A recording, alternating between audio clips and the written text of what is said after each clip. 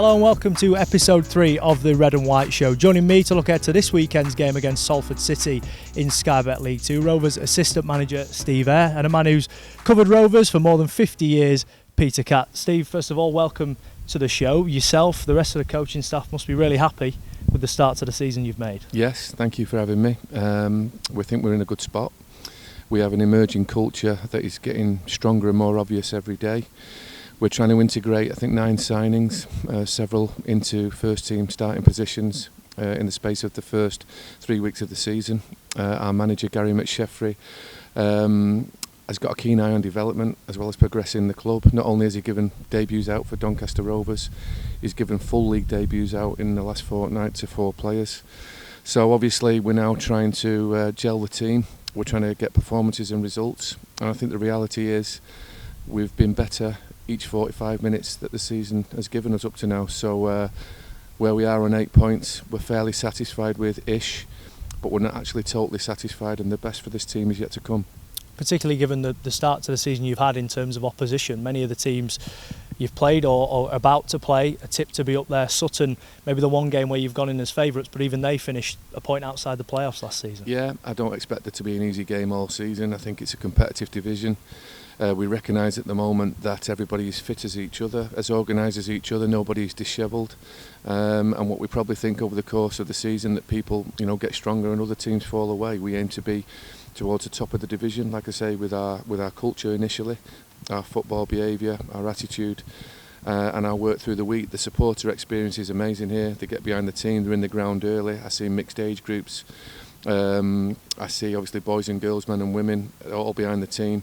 And they get that 96-minute experience or so, but these lads are putting in 6-7 days preparation to win football matches, and they're giving absolutely everything.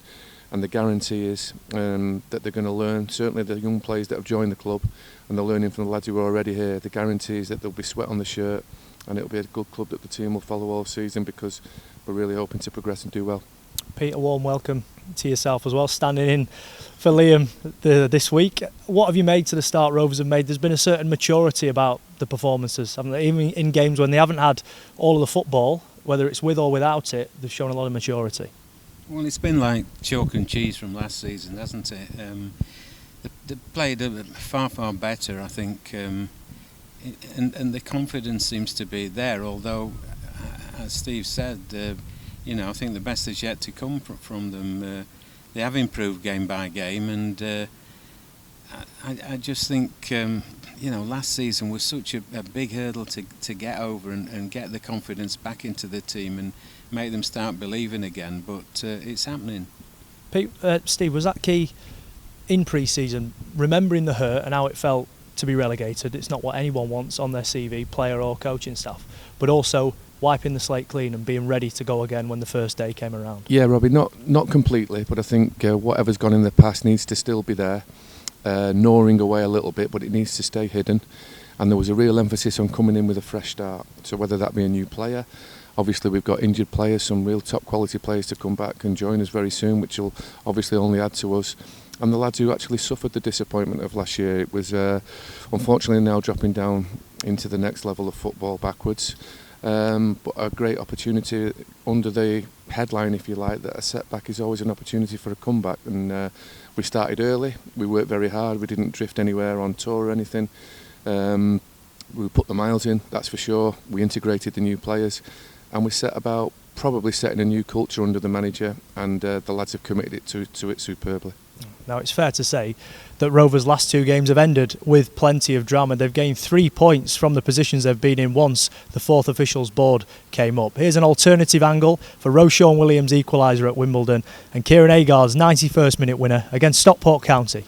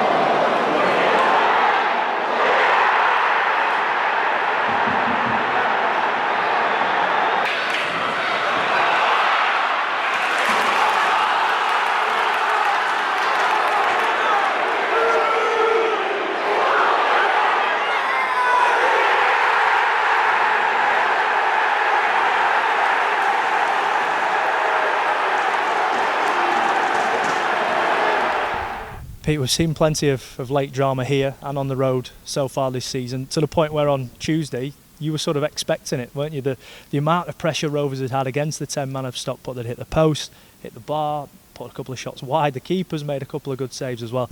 The ball went up, and normally that's when there's a bit of tension and things can be a bit rushed, but you never really sense that with Rovers.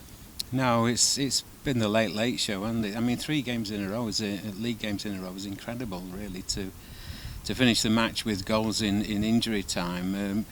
But then again, you can't do that all the time, and obviously we wanted to score first, I think, and manage to hold on to that. But having the ability to come behind and having the experience of coming behind, I think is a great asset, because players just keep believing. Steve, people have pointed to fitness, character. What is it? What's the? I suppose the magic ingredient will always be kept under wraps. But what do you put it down to? Well, it'll always come back to the lads. But I mentioned for the fitness team and the guys who help the players obviously get fit and recover to go again. They need to be mentioned. So well done to them.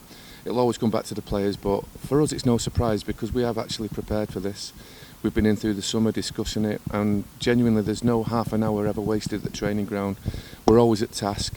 We're always spending time with the social time with the players, and when doing so we debate and we discuss what would happen in certain situations. You know, when we go a man down like we did at Bradford, what would we do if it happened in the first half or the second? We feel like we cover every eventuality that could be thrown at us this year. What would happen if we were in a home game like Stockport County and one of theirs gets sent off in the first half? What would we do? So I think the supporters live in hope. I think the staff live in hope and they believe, but the ones who believe most are the players, and they're in total control because they've almost dreamt it and chat about it before it's come. So there's no guarantee of the outcome, but we're certainly prepared for anything that's thrown at us. Is that where you rely on the composure of your more experienced players as well? Your Adam Claytons, your Tommy Rose, Tom Anderson, yes, now back into the mix as well? Yeah, fair to say that, because we don't put the team in any type of sections. They are very much a team, a brotherhood. Like they are a team. There's a lot of teamship amongst them. We do everything together. But if we were to put it in sections, we've got young players who are definitely learning how to play for Doncaster Rovers, this club, and these supporters. They're learning game by game, half by half. And I thought they were really good the other night, the ones who played. But I actually thought the senior, mature players of Tom Anderson, Lee Tomlin, Adam Clayton, Tommy Rowe and Kieran Aggard, I thought at different times, I thought they were absolutely outstanding. I really do. Stockport County took them their opportunity with their puncher's chance. They took it. It gave them something to hold on to. But as you quite rightly said, we had control, possession, territory, chances, and we had belief that we would score. The energy in the stadium was amazing. Pete, do you think it helped Rovers against Stockport that they'd almost been in their position, or had been in their position, hadn't they, on the opening day of the season? The shoe was now on the other foot. Rovers had gone from being the ones with 10 men against Bradford to now being the ones who had to go and take the game to them. It almost seemed like that experience helped them because they'd been in their position. And I think the thing is, when you're down to 10 men and you're playing against 10 men, I think Steve will agree. It's not always easy, because the crowd have the expectation of you getting on top of the team with 10 men. The players do themselves, and you've got to be patient, and I think we were that, and got the goal we deserved with George Miller, and then it all went wrong early second half, and no doubt Steve must have been tearing his hair out there. Yeah, if I could say, Robbie, though, I think you see it across the country when we follow the results. When it happens once, the normal thing is to say it's been good fortune, it's been luck. But when it happens frequently, it happens consistently, it's done well, I think the conversation needs to turn to being good judgment. I think the manager needs to take credit for that. It's time now then for another episode of some quick fire questions with last week's man of the moment, Roshawn Williams, telling us a bit more about himself. Roshawn Williams, 23. Manchester. Fletcher Moss Rangers. Manchester United. The weekend. Wimbledon away, last minute. Wayne Rooney. Sergio Ramos, because of all the titles he's won and goals he's scored and Champions Leagues. I got two. Marcus Rashford and Terrell Warren. Tattoo in Manchester. Yeah, probably a Chinese. Probably snakes. I'm good at COD. UFC. Snowfall, season 5. There you go.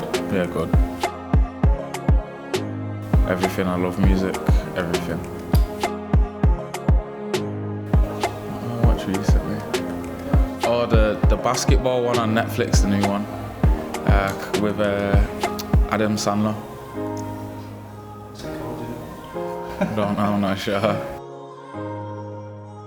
Denzel Washington. Miami.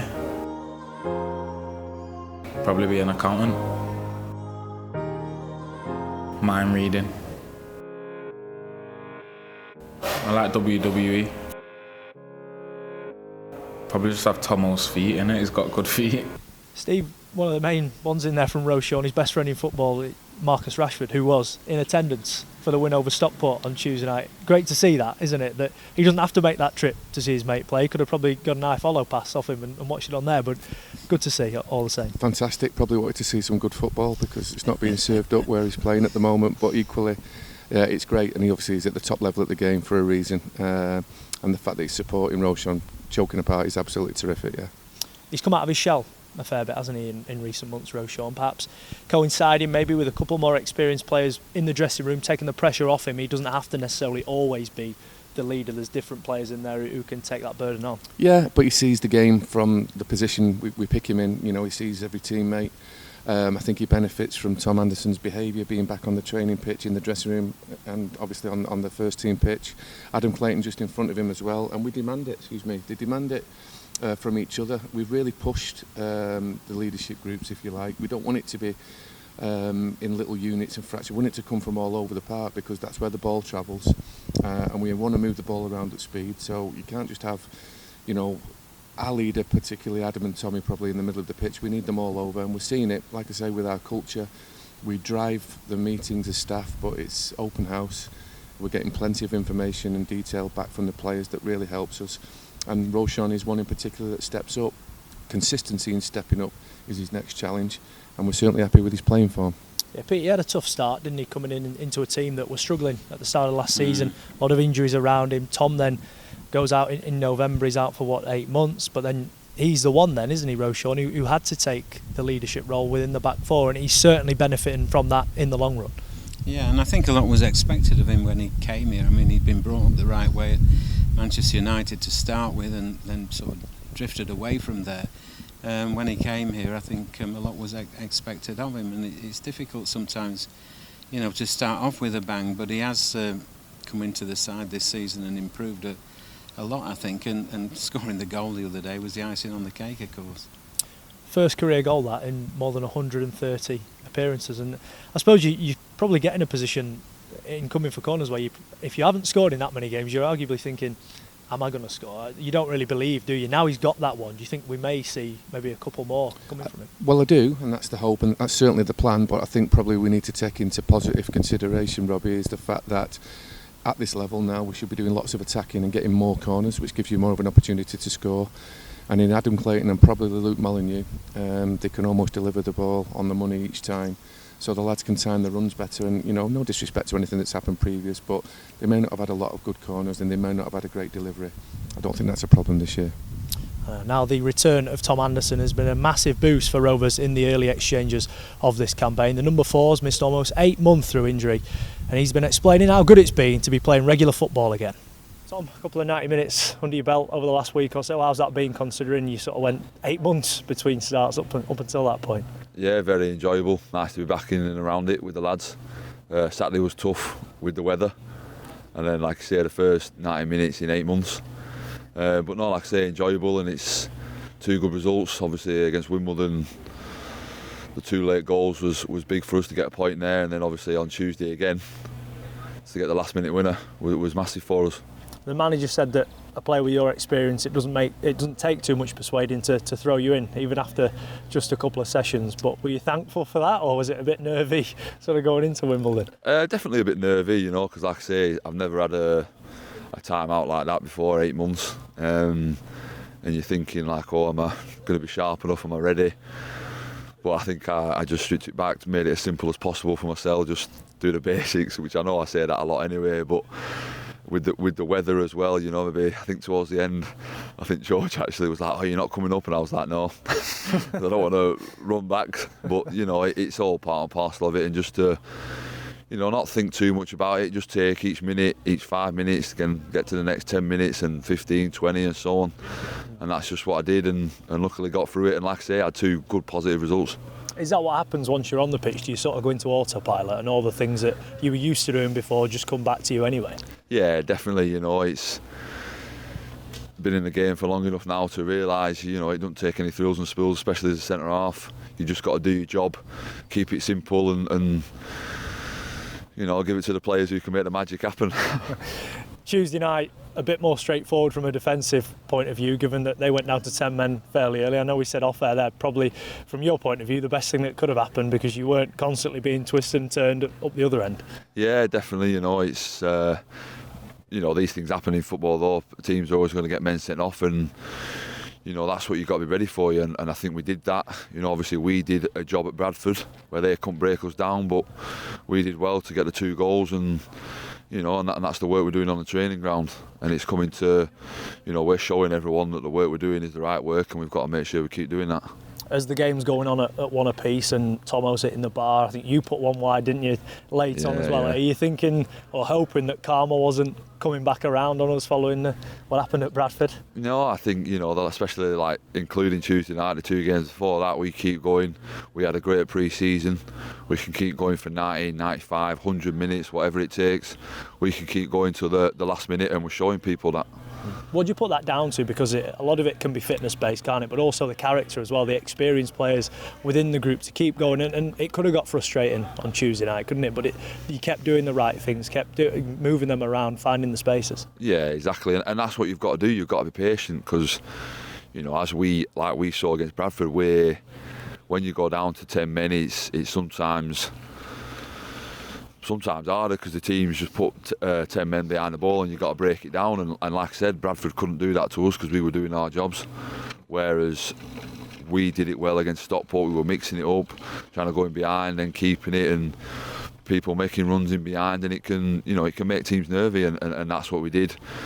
Sometimes if you can't go through them, you have to go over them or go around them, and if you can't go around them, then go through them. So you just got to make sure the players on the ball at the time make the right decisions. People are still making the runs, and you just got to persevere, and then the goal will come like they did on Tuesday.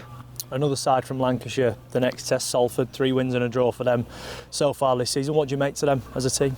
Yeah, they're a good team. There's a lot of good teams in this league, but we've had a good start as well, but we know we've got more to come. But we can keep doing what we're doing and keep working and keep showing the character that we've been showing, and that'll take us a long way. The way that both home games have finished as well, both finished 2-1, both with injury time winners. In any game, no matter the scoreline, you've got to believe that you pluck a win from anywhere. Well, I think that's the key word there, believe. You know, we've done all the work we've done. We've got the results we've got, and we've got to keep that going and keep believing in ourselves that we can go to, you know, like I just said there, 90, 95, 100 minutes, whatever it takes really. We've got to believe, and we know we can do it. This game brings to an end 3 games in a week. There's then a blank midweek, so I assume you're looking forward to getting Saturday done and dusted and having a full week to sort of prepare yourself for Northampton. Yeah, but you know, like I say, this is, especially over the last 2 or 3 seasons, the games come thick and fast, and that's what we have a pre-season for again, and we're ready, like I say, and we've shown what we can do. I think we know we can go better and go harder, and as the season goes on, we'll show that.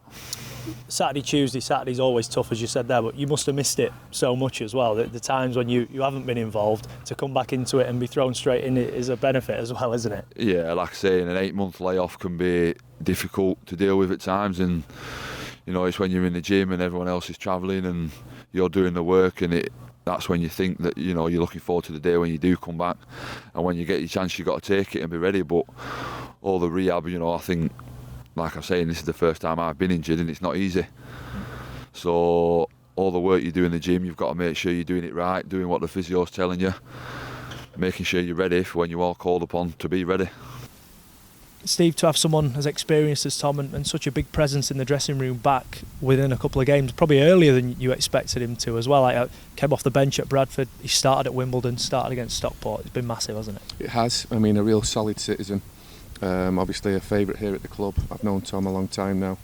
Kept in touch over the years. A young man that I know I can trust. And he brings that leadership, strength, but also, you know, that calmness now with his experience and age now to the team. I think everybody benefits when Tom Anderson plays. I think he has presence, a well-liked teammate, and we're delighted that he's back in the team. A boost for everyone, really, Pete. When he's on the pitch, you do feel more assured, don't you? Like it, that Rovers are in a safer place with him at the back. Yeah, I was really delighted to see him back. I think he's a real key player, a player I've got a lot of time for him. Since he came to the club, I think he's got better and better, and as Steve said, he is a leader, and you need those players out on the pitch. Steve, the next test then, Salford City, a club you used to captain. What are you expecting from that one? Well, they are top of the league for a reason, so they will get our courtesy in preparation, and obviously we've recognised now, I think they've restyled with a new manager. He's had an opportunity given to him as a first-time manager, which I don't think they've done before, possibly with less interference this year at the club. He's allowed to get on and do the job with some young players, a bit like ourselves. I mean, we've got 57% of our team who are 18 to 23. The potential is enormous, and I think Salford are probably going to try and follow a similar model, which they haven't done previously. And like I say, with total courtesy and respect, they're top of the league for a reason. So we've been on them all week. We've been, you know, even though we had the Stockport game to negotiate, we've had our eyes on Salford too. And obviously we're ready to capitalise on our form, our previous result, and our home crowd on Saturday. We're aware that Salford have brought just 88 tickets up to now for the game, but they'll be high in spirit, if not numbers. And obviously there's the train strike, and I think also they've had a tough trip to Newport this week.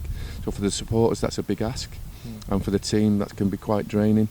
Getting back probably 4 or 5 o'clock in the morning the next day, not doing much training on the Thursday, it can take a lot out of your legs and your mind. So we've got to make sure we're fresh.